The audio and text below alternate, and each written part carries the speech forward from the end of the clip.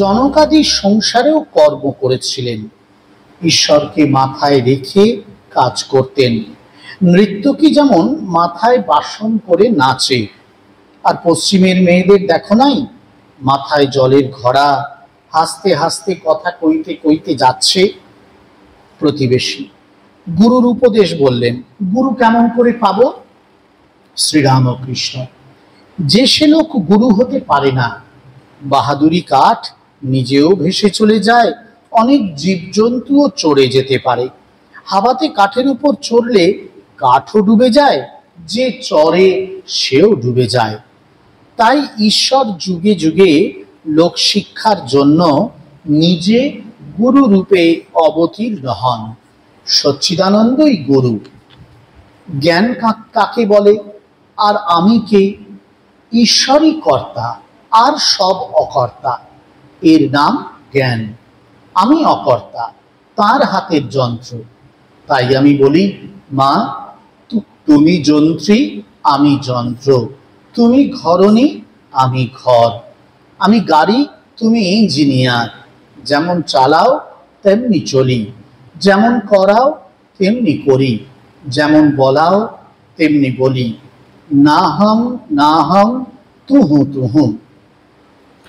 ঠাকুর এর আগেও যখন এই আলাপ শুরু হয়েছিল প্রাণকৃষ্ণ মুখোপাধ্যায়ের শ্যামপুকুর বাটির দোতলায় বৈঠকখানা ঘরে, তখনই এই যে কেমন করে গৃহী ভক্তেরা ভগবানের কাছে যেতে পারে, সংসারে থেকেও কেমন করে সাধন ভজন আরাধনা সম্ভব, ঈশ্বর আরাধনা সম্ভব, সেটি নিয়ে ঠাকুর আলোচনা শুরু করেছিলেন।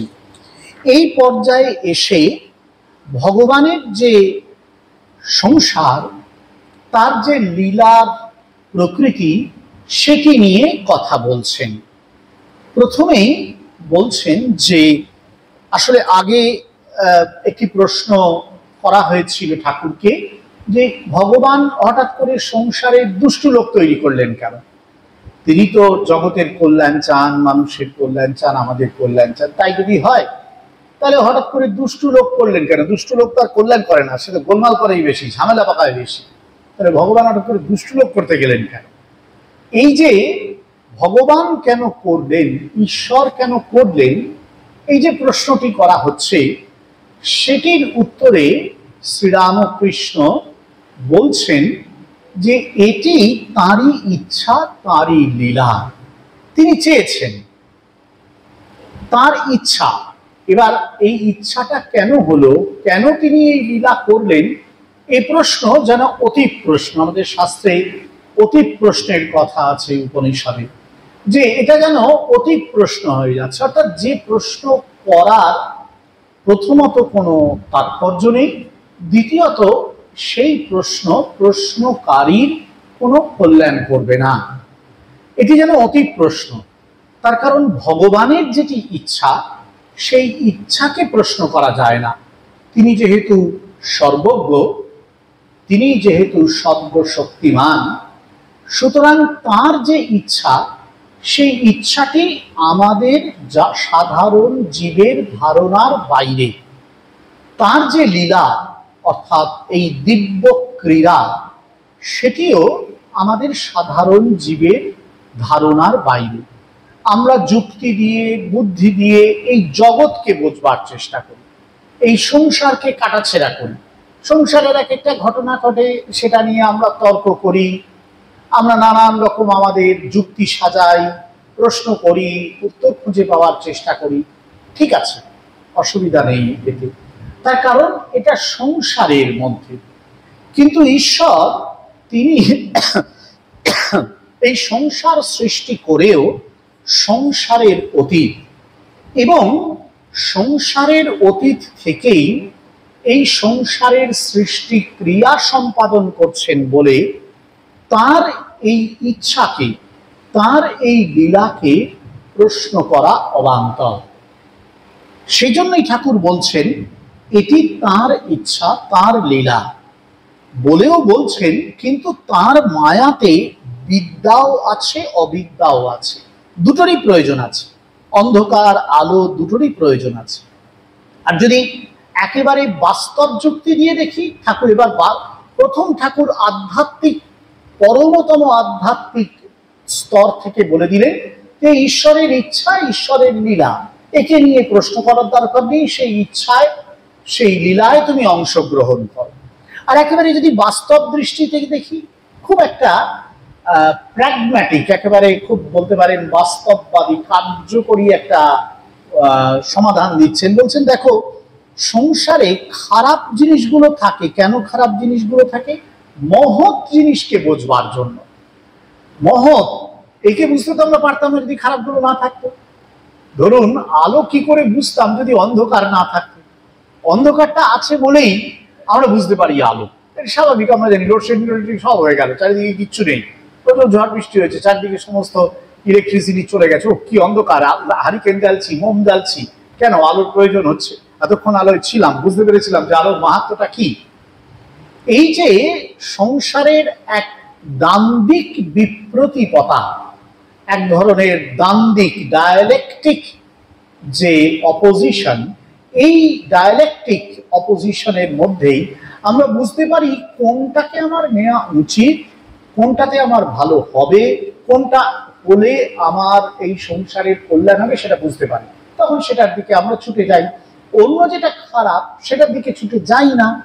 সুতরাং এই খারাপ যে প্রবৃত্তিগুলো আছে, এগুলো তার অবিদ্যার মায়া। তিনি তার অবিদ্যা দিয়ে এগুলোকে তৈরি করেছেন। কেন? তার কারণ মহৎ লোক যে কিনা বিদ্যামায়ার অধীন, সেই বিদ্যামায়ার অধীন মহৎকে বোঝাবার জন্য, ভালোকে বোঝাবার।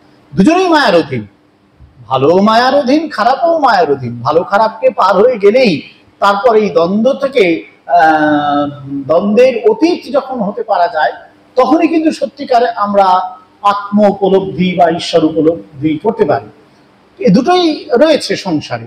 কিন্তু বিদ্যামায়া সে কি করে? ওই যে আমরা বলেছিলাম আগেও, হয়তো বৈষ্ণব শাস্ত্র খুব সুন্দর বলছেন, জীব গোস্বামী খুব সুন্দর বলেছেন যে এই যে বিদ্যামায়া, তাকে ওরা বলেছেন যোগমায়া। সে কি করে? সে প্রমুখ মোহানাম, অর্থাৎ ভগবান তো মুগ্ধকারী, তার দিকে আমাকে টেনে নিয়ে যায়, ভগবানের দিকে, ভগবানের প্রতি আমাকে টেনে নিয়ে যায়। তাই প্রমুখ করে, ভগবানের প্রতি প্রমুখ করে, এবং তার ফলে ভগবানের দ্বারা আমি মুগ্ধ হই। তারপর আস্তে আস্তে আস্তে আস্তে সেই মুগ্ধতা আমি ভগবানের কাছে পৌঁছে যাই। আর জড়মায়া কি করে? যেটা নিয়ে আমি সংসারে বেঁচে আছি, বিমুখ মোহানাম। সে তার কাজটা হচ্ছে ভগবানের থেকে আমাকে দূরে বিমুখ করে দেবে, দিয়ে সংসারে মুগ্ধ করে রাখবে। এই দুটো হচ্ছে সম্পূর্ণ বিপরীত। মহৎ যা কিছু সংসারে, ভগবান গীতামুখে 26টি দৈবী গুণের কথা বলেছে। দৈবী গুণগুলো কি করে আমাদেরকে? ওই অদ্ভুত যে ভগবানের যে দিব্য যে মূর্তি, তার যে দিব্য আবির্ভাব, সেই আবির্ভাবের দিকে আমাদের টেনে নিয়ে যায়। তারপর গুণাতীত, তারপর সেই গুণের অতীত আমরা হতে পারি। কিন্তু আগে তো দিব্য গুণের দিকে যেতে হবে। ঠাকুর এই 3 ডাকাতের গল্প বলেছিলেন না, 70টা গুণ অন্তত কি করতে পারে? ওই বাঁধন টাধন খুলে দিয়ে সে অন্তত ওই রাস্তার ধারে নিয়ে চলে যেতে পারে, যে রাস্তায় উঠে পড়লেই আমার মুক্তি। সেও কিন্তু রাস্তায় উঠবে না, সেও জগতের মধ্যেই, বিদ্যামায়ের মধ্যে, কিন্তু ওর ওইটুকুনি একটা অন্তত বলতে পারেন ক্ষমতা আছে, সামর্থ্য আছে। ও আমাকে অন্তত ওই মুক্তির পথটা দেখাতে পারে, অন্তত আলোর পথে সে নিয়ে যেতে পারে। এইটি হচ্ছে দৈবী গুণ, এটি হচ্ছে দৈবী মায়ার সংসার। এবং বৈষ্ণব শাস্ত্র যাকে বলেছেন যোগমায়া, এর দ্বারা আমরা আসলে ঈশ্বরের দিকে এগিয়ে যাই। নাহলে তো উল্টো দিকে হাঁটতে শুরু করবো। আমরা অধিকাংশরাই কিন্তু সব বিমুখ মোহনাম, উল্টো দিকে হাঁটতে শুরু করেছি, আমরা কেউ ভগবানের প্রতি প্রমুখ নন। এই জন্য বলছেন ঠাকুর যে দুটো জিনিস রয়েছে ওই মহৎকে বোঝাবার জন্য। ইন্দ্রিয় জয় করলে মহৎ হয়, এটা যখন আমরা দেখি একজন মহৎ মানুষের মধ্যে, একজন খুব ইন্দ্রিয় পরায়ণ মানুষকে দেখছি, ওই বাবা, সে একবারে সামান্য কিছু পান থেকে চুন কষলে কুরুক্ষেত্র বাঁধিয়ে দেবে। আরেকজন মানুষ সংসারে আছে, দেখা যাচ্ছে সে কিন্তু একটু অদ্ভুত রকমের, ঠিক আছে, তার সেও সংসারে আছে, কিন্তু দেখা যাচ্ছে সে চলছে ভগবানের উপর নির্ভর করে। সে হয়তো বিত্তশালী নয়, খ্যাতিমান নয়, সে ভগবানের প্রতি নির্ভরশীল হয়ে চলছে। আর যে হয়তো প্রচুর টাকা পয়সা আছে, দেখা যাবে সে ভয়ানক দুষ্টু প্রকৃতির লোক। তা আমরা কিন্তু এই লোকটা টাকা পয়সা আছে, প্রচুর হয়তো বিদ্যাবত্তা আছে, নানান রকম তার গুণপনা অন্য গুণ আছে, কিন্তু তার ওই যে ইন্দ্রিয় পরায়ণতা, আসক্তি, তার যে দুষ্ট স্বভাব, সেটার দিকে তাকে আমরা বলি বাবা তাই হোক, বাবা ওর মতন হওয়া দরকার নেই, তার চেয়ে বরং অল্প খেয়ে পরে বেঁচে থেকে এইটাও ভালো। আমরা কিন্তু বলি সংসারে এই যে অন্যদিকে নিয়ে যাচ্ছে, ভগবান দুটো তৈরি করেছেন বলেই তো আমি অন্যটা বুঝতে পারছি, খারাপটা রয়েছে বলে ভালোটা বুঝতে পারছি। এটা বাস্তববাদী দৃষ্টিতে এটা কিন্তু অত্যন্ত সত্য। খুব তারপর খুব মজা করে বলছেন যে দুষ্ট লোকের কিরকম দরকার, গোলক চৌধুরীকে পাঠিয়ে দিয়েছে তালক শাসন করতে, সাদা সবাই তো পারবে না, আর কোন সংসারে গোলক চৌধুরীর দরকার আছে দুষ্ট লোককে শাসন করবার জন্য। ওর চেয়েও ওই ঠাকুরের তারে বাড়া আছে, ওর চেয়েও কেউ ওপরে রয়েছে, সুতরাং এরকম লোকের দরকার পড়ছে। খুব সুন্দর একটা এখানে প্রসঙ্গ তুলেছেন, বলছেন অযোধ্যায় অনেক ঘর বাড়ি ভাঙা আছে, রাম সীতারামকে বললেন যে রাম এই ঘর বাড়িগুলো কেন ভাঙা, তার চেয়ে যদি একটুখানি ভালো নতুন ঘর বাড়ি তৈরি করে দেওয়া যায়, তখন রাম বলছেন সেটা করলে সমস্যা হবে, তার কারণ তাহলে তো যারা মিস্ত্রি তাদের কোনো কাজ থাকবে না, সবারই তো সংসারে কাজ থাকবে, সেজন্য কিছুটা যেন বাকি পড়ে থাকবে। সমস্ত সংসার কখনো সেই জন্য সর্বাঙ্গ সুন্দর হয় না, সর্বাঙ্গ পূর্ণ হয় না, পূর্ণ একমাত্র ভগবান ঈশ্বর, সেই পরমাত্মা শুদ্ধ চৈতন্য। মানে একেবারে শাস্ত্রীয় তাৎপর্যে ঈশ্বর বা ভগবান এরাও কিন্তু বস্তুত মায়ার অধীন, কিন্তু সাধারণভাবে যদি আমরা ধরে নিই পরমাত্মা বা শুদ্ধ চৈতন্য তার সমতাৎপর্যবাচক শব্দ, তাহলে এইটুকুনি আমরা বলতে পারি যে তারা কিন্তু এই সমস্ত যে সাংসারিকতা, এই সাংসারিকতার ঊর্ধ্বে, ভালো মন্দের ঊর্ধ্বে তারা। কিন্তু যতক্ষণ আমরা সংসারে আছি ততক্ষণ কিন্তু দুটোই দরকার রয়েছে। তারপরে প্রশ্ন যে সংসারে থেকে ভগবানকে পাওয়া যায়, ঠাকুর বলছেন হ্যাঁ নিশ্চয়ই পাওয়া যায়, এমনি এমনি পাওয়া যাবে না। তিনটে জিনিস বলেছেন, আগেও বলেছিলেন, আবার বলছেন, কথামৃতে এই কথা বারে বারে ঘুরে ফিরে এসেছে। এক, সাধু সঙ্গ; দুই, কেঁদে কেঁদে প্রার্থনা; তিন, মাঝে মাঝে নির্জন বাস। সাধু সঙ্গের খুব দরকার আছে, সৎসঙ্গ, ঈশ্বর পরায়ণ যারা, শুধুমাত্র এক্ষেত্রে ব্যক্তি নয়, গ্রন্থ কিন্তু সাধু সঙ্গে, সৎ গ্রন্থ সেটি সাধু সঙ্গের সমান ফল দান করে। একটি শাস্ত্র গ্রন্থ আমরা যখন পড়ি শুনি তখন কিন্তু সাধু সঙ্গের সমান ফল হয়। কেন? আসলে সাধু সঙ্গ কি জন্য করা?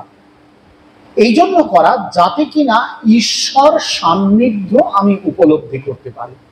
ঈশ্বর আছেন, সেই ঈশ্বর আছেন এই বোধটা সবার আগে করতে পেরেছেন কারা? যারা তাদের নামই সাধু।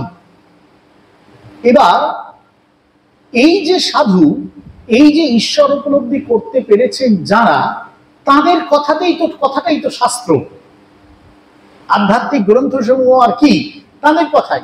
তোর মায়ের কথা পড়ছি আমরা, স্বামীজির রচনাবলী পড়ছি, রাজা মহারাজের কথা পড়ছি, ধর্ম প্রসঙ্গে স্বামী ব্রহ্মানন্দ, শিবানন্দ বাণী পড়ছি, কি ওগুলো? সাধুদের নিজেদের জীবনের অভিজ্ঞতা। সাধুরা ঈশ্বরকে দর্শনের জন্য ব্যাকুল হয়ে সাধনা করেছেন। সেই সাধনার পথে চলতে চলতে তারা কত অভিজ্ঞতা অর্জন করেছেন। কখনো হোঁচট খেয়েছেন, আবার উঠে দাঁড়িয়েছেন, কখনো কষ্ট হয়েছে, আবার আনন্দ পেয়েছেন। এই করতে করতে তারা একটা জায়গায় পৌঁছে গেছে। তাদের নিজেদের জীবনের এই যে দীর্ঘ অভিজ্ঞতা, যারা সত্যিকারের সেই উপলব্ধি করেছেন, সেই উপলব্ধিবান সাধক, তাদের যে দীর্ঘ অভিজ্ঞতা, সেই অভিজ্ঞতাই তো লিপিবদ্ধ আছে শাস্ত্র গ্রন্থগুলোতে। শঙ্করাচার্য এতগুলো ভাষ্য লিখতে পারতেন যদি না তার উপলব্ধি হতো। তিনি উপলব্ধি করেছেন যা ভাষ্যে, সেটি শাস্ত্র ব্যাখ্যা করতে গিয়ে সেটিই লিখেছেন। উপনিষদ, গীতা, এগুলো কি? এগুলো সবই তো আসলে ঋষি বা মহৎ মানুষ, সাধক মানুষের জীবনের কথা, তাদের অভিজ্ঞতার অভিব্যক্তি। এই তো অর্জুনের সমস্যা হলো, নানান রকম প্রশ্ন জাগলো মনে, তা ঠিক আছে একটা ক্লাস নেওয়া যাক। কুরুক্ষেত্র যুদ্ধ প্রাঙ্গণে দাঁড়িয়ে ভগবান কৃষ্ণ অর্জুনের একটা 3-4 ঘন্টার ক্লাস নিয়ে নিলেন। এই তো অর্জুন প্রশ্ন করলেন, ভগবান উত্তর দিলেন। ভগবান তখন মানুষ হয়ে জন্মেছেন, অবতার হয়ে এসেছেন, তিনি উত্তর দিলেন। তার নিজের জীবনে অবতার হয়ে এসেছেন তিনি, তার যে সাধন প্রসূত অভিজ্ঞতা সেটি, এবং যেহেতু তিনি সাক্ষাৎ অবতার, সুতরাং তার যে ধ্রুবা স্মৃতি, অবতারের ধ্রুবা স্মৃতি থাকে, অখণ্ড স্মৃতি থাকে, পূর্ব জন্মের সমস্ত স্মৃতি থাকে, সাধনার এবং ঈশ্বর তত্ত্বের সমস্ত। তার ভিত্তিতে তিনি অর্জুনের সমস্ত সংশয় নিরসন করলেন। অর্জুন বললেন, ঠিক আছে, নষ্ট মোহ স্মৃতিরব্ধা, তোমার প্রসাদে হে অচ্যুত আমার সমস্ত মোহগুলো চলে গেছে, ঠিক আছে, আমি সমস্ত স্মৃতি ফিরে পেয়েছি, যা ভালো কিছু ফিরে পেয়েছি, এখন তুমি যা বলছো তাই করবো, করিষ্যে বচনং তব, তোমার কথা মতন আমি এখন কাজ করবো, আর কোনো চিন্তা করো না। এটাই কিন্তু সংসারের শাস্ত্র। সেই জন্যই সাধুর সঙ্গের দরকার। সেটা যেমন সাধু যেমন শরীরে থাকতে পারে, আবার ওই উক্তির মধ্যে থাকতে পারেন। স্বামীজি বলেছিলেন, I M A voice without a form, আমি অশরীরী বাণী। অশরীরী মানে ভূত প্রেত নন, অশরীরী বাণী মানে তার এই যে কথা, সে কথা যুগ যুগান্তর ধরে মানুষকে অনুপ্রাণিত করতে থাকবে। স্বামীজি নিজেও তাই বলেছেন। ঠাকুরের কথা, মায়ের কথা, এগুলো করছে। আমরা যখন কথামৃত করি, কি মনে হয় যেন ঘরে বসে যখন কথামৃত করবেন, তখন দেখবেন মনে হবে আপনিও দক্ষিণেশ্বরে বসে আছেন, ঠাকুর সেই ছোট খাটটাতে বসে আছেন, কথা বলছেন, বা হয়তো এর বাড়িতে গেছেন, ওর বাড়িতে গেছেন, আপনি ওখানে পৌঁছে গেছেন, আমরাও পৌঁছে গেছি, সবসময় আমাদের মনে হয়। তারপরে যখন কথামৃত করি আমাদের সবাই মিলে এটা মনে হয়। তার মানে তাদের সাক্ষাৎ অস্তিত্ব এই গ্রন্থগুলোর মাধ্যমে আমরা পাই। তাই এইগুলো কিন্তু সাধু সঙ্গের সমান ফল দান করে আমাদেরকে, এটি ঠাকুর বলছেন প্রথম। দ্বিতীয় বলেছেন কি, কেঁদে কেঁদে প্রার্থনা। প্রার্থনা করতে হবে।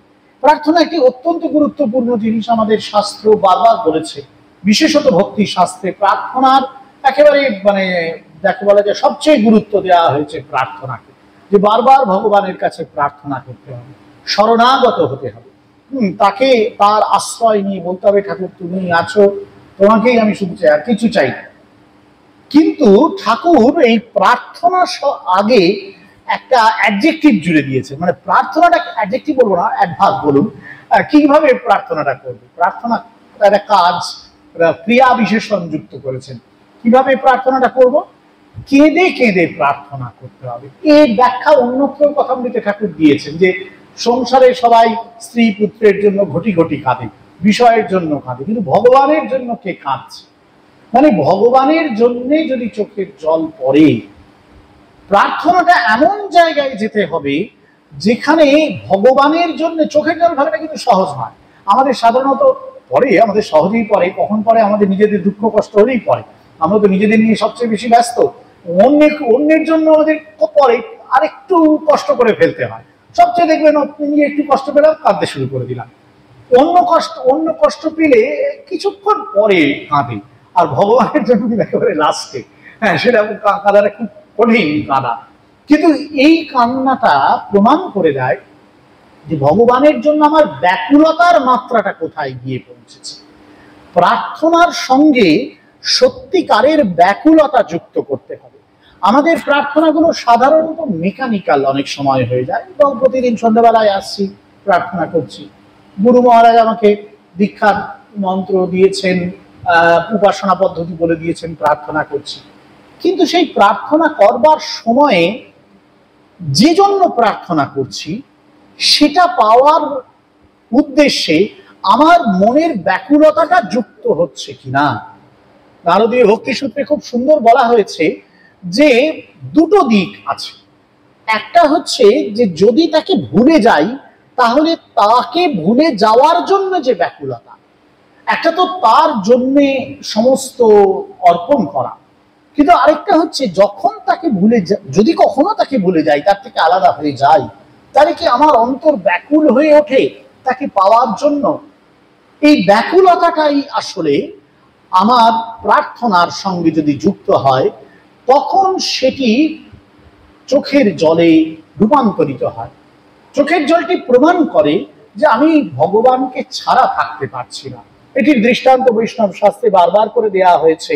ব্রজগোপিকাদের দৃষ্টান্ত, রাধিকার দৃষ্টান্ত দেওয়া হয়েছে, বা আরো যারা বড় বড় সাধক ছিলেন তাদের দৃষ্টান্ত দেওয়া হয়েছে, যে কি অদ্ভুত তাদের ব্যাকুলতা ছিল।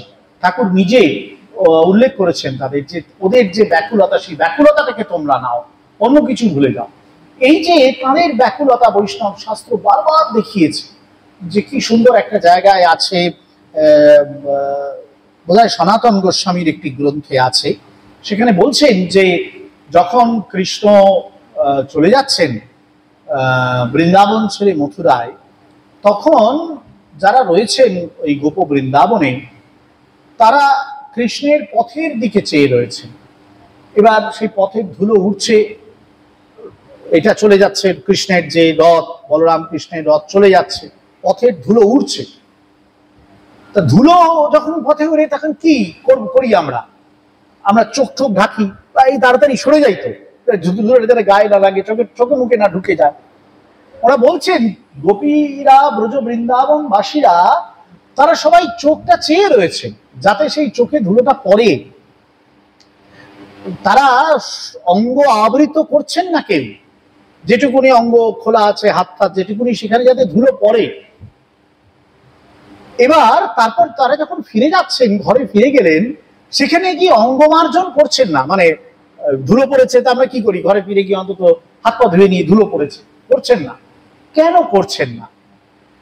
তখন ব্যাখ্যা করে বলছেন যে আসলে ওইটা তো ধুলো নয় তাদের কাছে, ওটি কৃষ্ণ স্পর্শ।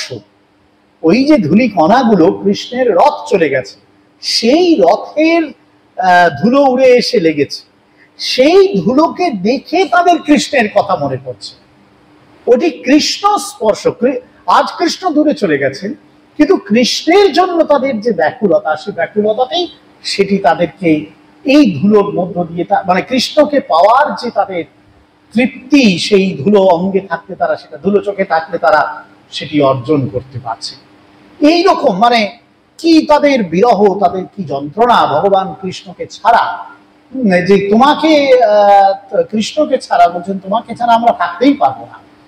এইটি যে বৈষ্ণব মহাজন কবিরা খুব সুন্দর সুন্দর এ নিয়ে পদ লিখেছেন। বলছেন যে তোমাকে ছাড়া আমি থাকবো কি করে। কৃষ্ণ ফিরে এসেছেন, তা ফিরে এসে তিনি সব দেখাশোনা, আবার সবার সঙ্গে দেখা সাক্ষাৎ হচ্ছে। তা এরকম এসছেন ব্রজগোপিকাদের কাছে, রাধিকার কাছে, নন্দ যশোদা সবার কাছে, বাবা মা সবার কাছে।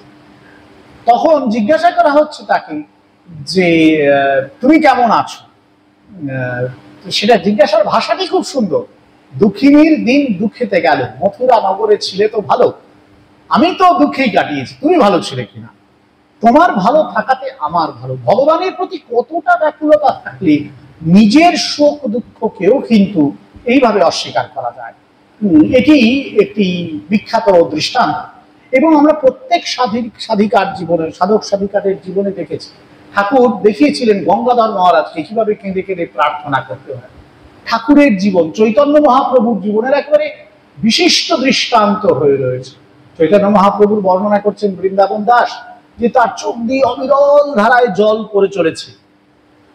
শ্রীবাস পণ্ডিতের গৃহে আছেন তখন, শ্রীবাস তার চোখে জল মুছিয়ে দিচ্ছেন, বলছেন পুরো কাপড়টা ভিজে গিয়ে কাপড়টা রাখছেন, জল পড়ছে, এত জল পড়ে চলেছে। তখন মহাপ্রভু শ্রীবাসকে বলছেন যে তুমি আমার এই চোখের জল মোছাতে পারবে না যতক্ষণ না কৃষ্ণ এসে মোছাচ্ছে, তাকে আমার দেখতে চাই, তিনি না দেখা দিলে তো এই চোখের জল আমার যাবে না।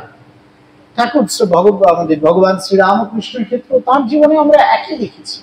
মায়ের দর্শন পাওয়ার জন্য কি কান্না, সবাই তাকে পাগল ভেবেছে, মুখটা মাটিতে ঘষছেন, মানে মায়ের দর্শন পাচ্ছেন না, সেই জন্য মুখটা মাটিতে ঘষছেন, সবাই ভাবছেন পাগল হয়ে গেছে, এ তো আর চলবে না ছোট ভট্টাচার্যকে দিয়ে। মথুর বাবু রানীরা শুনি কিছুটা বুঝতে পেরেছেন, পুরোটা নয়। এই যে ব্যাকুলতা, এই যে পরম ব্যাকুলতা, যেটি কিনা আমাদের চোখের জলকে বের করে আনে, সেটি যখন প্রার্থনার সঙ্গে যুক্ত হয় তখনই কিন্তু ভগবানকে পাওয়া যায়। এটি দ্বিতীয়। আর তৃতীয়, মাঝে মাঝে নির্জনে বাস। এটা কোনো সিরিয়াল নয়, মানে এগুলো 1 2 একটা করতে হবে, তারপর 2 নম্বর, তার 3 নম্বর, সেরকম নয়। তিনটেই যুগপথ হতে পারে, যে কোনোটা আগে পরে হতে পারে। নির্জনে বাস। আমরা এই সংসারে জনারণ্যের ভিড়ের মধ্যে সব সময় থাকি, কাম ক্রোধ লোভ মোহ সবকিছু নিয়ে আষ্টে পৃষ্ঠে জড়িয়ে বেঁচে রয়েছে। আমরা ভাবছি এটাতেই বোধহয় খুব ভালো আছি, আনন্দে আছি। উট যেমন কাঁটা ঘাস খায়, রক্ত করে, তাও মনে করে ভালো আছে। আমাদেরও অনেকেরই সেই দশা। কিন্তু এই দশায় থেকে ভগবানকে লাভ করা যাবে না। এই যে অত্যন্ত ভিড়, এই যে সংসারে আসক্তির জনারণ্য, এর বাইরে এসে দাঁড়াতে হয়। মাঝে মাঝে যেন সংসার থেকে সরে, যেন তীর্থবাসের কথা বলা হয়েছে। তীর্থে আমরা যাই কেন? ওই কারণে যাই, তীর্থে গেলে সেখানে অন্তত ভগবানেরই নাম হচ্ছে, এটাই অন্তত, যদিও অনেক তীর্থে ঠাকুর নিজে দেখেছিলেন বারাণসীতে বিষয়কর্ম হচ্ছে, বিষয়ের কথা হচ্ছে, খুব রেগে গিয়েছিলেন, খুব তার মন খারাপ হয়ে গিয়েছিল। কিন্তু সাধারণত তীর্থ সেই স্থান বলা হয় যেখানে কিনা কেবলমাত্র ভগবানের নাম গুণগান হচ্ছে। এরকম যে কোনো স্থান যেখানে এই সাংসারিক আসক্তি, অবিদ্যা, লোভ, মোহ, কামনা, বাসনার ভিড় নেই, সেই সমস্ত জায়গায় যেতে হয়। মন্দিরে আসি তো আমরা ওই কারণেই, আপনারাও আসেন, সবাই আমরা আসি কেন? মন্দিরগুলো কি, এখানে এসে বসে প্রার্থনা করছি, সৎপ্রসঙ্গ শুনছি, চুপচাপ বসে আছি, ঠাকুরের দিকে তাকিয়ে বসে আছি, যাই হোক না কেন, এই টুকুরি চৌহদ্দির মধ্যে কোনো জায়গায় কোনো ব্যবসা বাণিজ্য হচ্ছে না, কোনো লাভ ক্ষতি টানাটানি মানে এইগুলো কিছু নেই আর কি, অতি ক্ষুদ্র অক্ষুদ্র অংশভাগ এগুলো নেই।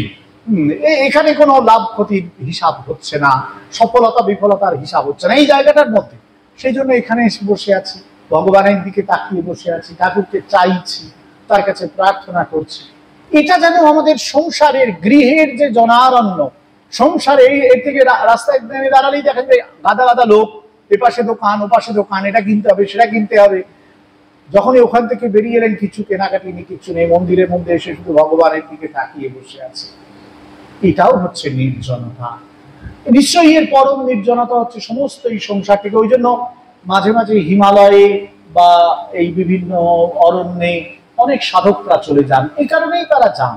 আবার অনেকে হয়তো নিজের জীবনের মধ্যেই একটা নির্জন সময়কে খুঁজে বার করেন, যেসবে তিনি অন্য কারোর সঙ্গে কথা বলবেন না, চুপচাপ নিজের সঙ্গে তার নিজের আলাপ চলবে। এইটাই হচ্ছে নির্জনতার শ্রেষ্ঠ নিদর্শন। ঠাকুর বলছেন এই তিনটে অবশ্যই অত্যন্ত দরকার, না হলে কিন্তু চলবে না। এরপরে ঠাকুর আরেকটি প্রসঙ্গ এনেছেন যে মুক্তি সবারই হবে, কিন্তু গুরু লাগবে, গুরুর উপদেশ অনুসারে চলতে হবে, গুরু লাগবে এবং গুরুর উপদেশ অনুসারে চলতে হবে। এবং তার সঙ্গে বলছেন যে কেউ গুরু হতে পারবে না। বাহাদুরি কাঠ নিজেও ভেসে চলে যায়, অনেক জীবজন্তুও নিয়ে যায়, হাবাতে কাঠের উপর চললে কাঠও ডুবে যায়। আমাদের শাস্ত্র বলেছে দন্দ্রম ইয়মানা পরিয়ন্তি মূলা ধেনৈব নিয়মানা যথামহা। এটা আমাদের সংসারে খুব হয়, অনেকেই গুরু হতে চায়, কিন্তু সেই সবার তো আমাদের গুরু হওয়ার সামর্থ্য নেই। ঠাকুর বলেছিলেন চাপরাস চাই। আমরা ভগবানের কথা বলতে পারি, স্মরণ মনন করতে পারি, তার বেশি কিছু নয়। আমাদের কিন্তু গুরু আচার্য কিছুই হওয়ার কোনো যোগ্যতা নেই। আমরা যে এখানে বসে পাঠ করি, আমরা আসলে এটা আমাদেরই উপকার, ভগবানের স্মরণ মনন হচ্ছে। আপনারা শুনছেন সেটা সেকেন্ডারি ব্যাপার, সেটা আপনাদের ব্যাপার। আপনারা না শুনলে আমরা পাঠ করবো, হ্যাঁ, 5 জন এলেও পাঠ করবো, একজন না এলেও পাঠ করবো, 100 জন এলেও পাঠ করা হবে। তার কারণে এটা আমাদেরই উপকার হয়, এর সঙ্গে আমাদের অন্য কোনো সম্পর্ক নেই। তার কারণ ভগবান নিজেই বলেছেন আচার্যাম মাম বিজানীয়াম, তিনিই একমাত্র আচার্য, অন্য কেউ আচার্য হতে পারবেন না। তাই ঠাকুর বলছেন সচ্চিদানন্দই গুরু, তিনি একমাত্র গুরু হয়ে দেখা দেন। তাহলে আমাদের এই যে সংসারে যে গুরু মহারাজেরা আছেন, তাদের মধ্যে ওই গুরু শক্তি প্রকাশিত হয়। সেই জন্য আমাদের গুরু মহারাজেরা কখনো দেখবেন নিজেদেরকে গুরু বলে মনে করেন না, তারা বলেন ঠাকুরই গুরু, তোমরা আমি তোমাদেরকে ঠাকুরের হাতে সমর্পণ করে দিলাম। তাদের মধ্যে গুরু শক্তি প্রকাশিত হয়। এটি হচ্ছে একটি অসাধারণ জিনিস।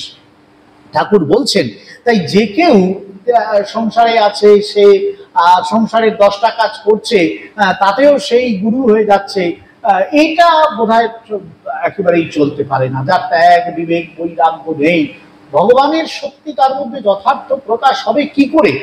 এটা কখনো হতে পারে না। সুতরাং ত্যাগ বিবেক বৈরাগ্য সমন্বিত গুরুরাই কেবলমাত্র বাহাদুরি কাঠ হতে পারে, তার মধ্যেই ভগবানের শক্তি প্রকাশ হয়। এবং তিনি কিন্তু উপদেশ দেন যে কিভাবে চলতে হবে। গুরুই বলে দেবেন যে এই পথে তুমি চলো, এই পথে চললে তোমার মুক্তি হবে, গুরুর উপদেশ অনুসারে। সেই জন্য গুরু, আমাদের শাস্ত্র বলছেন যে ওই যে শিষ্য, সে কিন্তু গুরুর কাছে, ব্রহ্মবিদ গুরুর কাছে যাবে, যে অভিগাচ্ছে তার কাছে গিয়ে পৌঁছবে, এবং গুরু তখন তাকে উপদেশ দেবেন। তিনি তাকে বলবেন এই পথে তুমি চলো। গুরু যে পথে তাকে ডিরেকশন দেবেন সেই পথে তাকে চলতে হবে। যদি সে সেটা না চলে, মাথা পথে চলে, গোলমাল হবে। এবং তখন দেখা যাবে তার মুক্তি হতে দেরি হচ্ছে, ভগবত উপলব্ধি হতে দেরি হচ্ছে, সে ভগবান উপলব্ধির পথে যেতে পারছে না।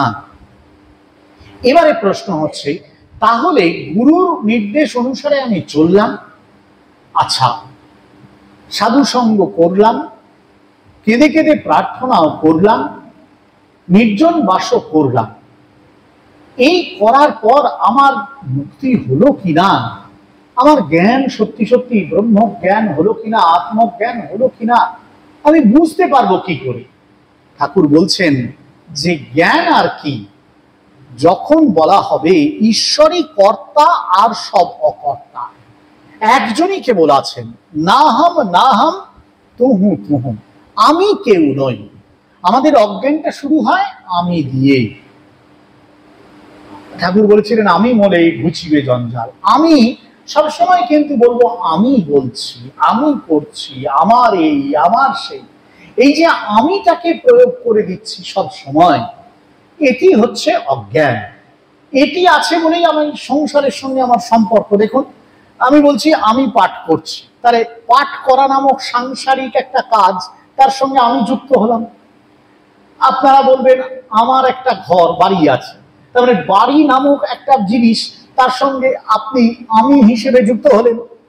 আমার সন্তান আছে, আমার স্বামী, আমার স্ত্রী, আমার বাবা, আমার মা, আমরা কিন্তু সংসারের এক একটা বিষয় বা ব্যক্তিকে নিয়ে আমার এই আমিটাকে, আই যেটা, এই আইটাকে যুক্ত করে দিচ্ছি। যখনই যুক্ত করছি আমার এই সংসারটা তৈরি হয়ে যাচ্ছে। তাহলে সংসারটা তৈরি হওয়ার পেছনে আমিটাকে যুক্ত করা। তাহলে এবার যদি আমিটাকে বিযুক্ত করি, বিয়োগ করে দিই, তাহলে শুধু সংসারটা পড়ে রইল, আর কিছু নেই। আর আমিটা না থাকলে সংসারটার কোনো অস্তিত্ব নেই। কারণ কে বলবে? সবাই যদি আমিটাকে সরিয়ে দিই, তাহলে কে কার বাবা, কে কার মা, কে কার স্ত্রী, কে কার স্বামী, কে কার পুত্র, কে কার পিতা, কে কার কন্যা, মাতা, কে তাতবকান্তা কাস্তে পুত্রাস, কেউ এখন বোঝা যাবে না, কে কে কার বোঝা যাবে না তখন। কারণ কোনো সম্পর্ক তৈরি হচ্ছে না। আমি হলেই তো সম্পর্কটা তৈরি, আমি এটা কেটে দিলে কোনো সম্পর্ক নেই। কে কার কিছু বোঝা যাবে না, কাতবকান্তা কাস্তে পুত্র, আসলে কেউ কারোর নয়। এটা তখন বোঝা যাবে যে প্রত্যেকেই আসলে এক একটি ঈশ্বর প্রকাশ মাত্র, এবং ঈশ্বরই তাদের সৃষ্টি করছেন এই সংসারের জন্য, লীলার জন্য। সেটি হচ্ছে এই জ্ঞানটি হচ্ছে আমি অকর্তার জ্ঞান। আমি যখন কর্তা হিসেবে থাকছি তখন আমি বলছি আমার এই, আমার সেই, আমি করছি, আমি চাইছি, আমি ভাবছি। আর যখন আমি ওই আমিটাকে সরিয়ে দিচ্ছি, আমিটা চলে যাচ্ছে, তখন আমি আর কর্তা নই, আমি অকর্তা, ঈশ্বরই একমাত্র কর্তা। তখন আর অহম নেই, তখন তুহু রয়েছে। এই বিখ্যাত ঘটনা, অনেকবার এই উদাহরণটা নেওয়া হয়েছে। দরজার ভেতরে কেউ একজন আছেন, দরজার বাইরে একজন আছেন। দরজার বাইরে যে আছেন তিনি ঘরের ভেতর ঢুকবেন, দরজায় কড়া নাড়ছেন, ভেতর থেকে যে আছে সে জিজ্ঞাসা করছে কে? বাইরের লোক বলল আমি। দরজা খুললো না। আবার কড়া নাড়লো, দরজাটা খোলার কথা, ঘরের ভেতর তো ঢুকতে হবে। আবার কড়া নাড়লো বাইরে থেকে, আবার ভেতর থেকে জিজ্ঞাসা করা হলো কে? বাইরের লোকটি বলল আমি। এবারেও দরজা খুললো না। কি সমস্যা? ঘরে তো ঢুকতে হবে, কি করা যায়? তখন গুরু এসে বলে দিলেন তুমি বারবার ভুল করছো, আমি বলছো কেন, বলো তুমি। এবার যেই আবার তৃতীয়বার দরজা নাড়লেন, ভেতর থেকে দরজায় কড়া নাড়লো, ভেতর থেকে জিজ্ঞেস করলো কে? এবার এই লোকটি চালাক হয়ে গেছে, গুরু বলে দিয়েছে ঠিক পথে এবার যাচ্ছে, সে বললো তুমি। দরজা খুলে গেল। ভেতরের যিনি আছেন বাইরের যিনি আছেন আলাদা কখন থাকছে? দরজাটা বন্ধ থাকছে কখন? যখন আমি বলছি। আর যখন ওই একজন এসে গুরু হয়ে আমাকে বলে দিলেন আমিটা ভুল বলছো, আমিটা সরিয়ে দাও, বলো তুমি, তখন এই দরজাটা যে ভেদ তৈরি করেছিল, আলাদা করে রেখে দিয়েছিল, এটা রইল না, দুটোই এক হয়ে গেল। না অহম, তখন আর আমি নেই, কেবল তুমিই রয়েছে, সেই তিনিই কেবল রয়েছেন, সচ্চিদানন্দই রয়েছে, একই ঈশ্বর বা ব্রহ্ম বা আত্মা বা ভগবান, যেটা আমি তাকে ডাকি, তিনিই রয়েছেন, আর কেউ নেই। এই উপলব্ধিটা ঠাকুর খুব সুন্দর বলছেন। সেই জন্য ঠাকুর বলছেন যে তার মন্ত্রই কি বলি মা তুমি যন্ত্রী আমি যন্ত্র, তুমি ঘরণী আমি ঘর, আমি গাড়ি তুমি ইঞ্জিনিয়ার, যেমন চালাও তেমনি চলি। বিখ্যাত একটি গান, সকলই তোমার ইচ্ছা, ইচ্ছাময়ী তারা তুমি, আমি রথ তুমি রথী। এই যে তোমারই সমস্ত ইচ্ছা, এই জগৎ জুড়ে শুধু তোমার ইচ্ছাই বহমান হয়ে রয়েছে। এটি যখন আমরা বুঝতে পারি, তখন বুঝতে পারি যে সংসারে আমাদের মুক্তির পথ তৈরি হয়ে গেছে, আমরা মুক্তির ওই দুর্গতরে এসে দাঁড়িয়ে গিয়েছি। আজকে এটি থাকবে। ওম নিরঞ্জনম নিত্যম অনন্তরূপম ভক্তানুকম্পাধৃত বিগ্রহম বৈ ঈশাবতারম পরমেশমীড্যম তং রামকৃষ্ণম শিরসা নমামি।